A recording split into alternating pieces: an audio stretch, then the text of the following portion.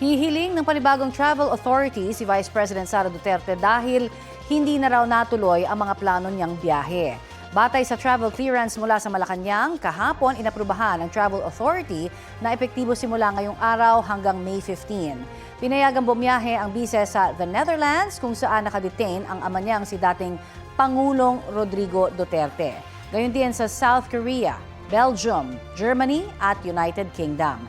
Kapalit daw yan ng nauna niyang inaprubahang travel authority para sa mga personal trip ng bise mula April 23 hanggang May 14. Pero sabi ng bise, hindi na matutuloy ang kanyang biyahe dahil last minute anyang inaprubahan ang travel authority.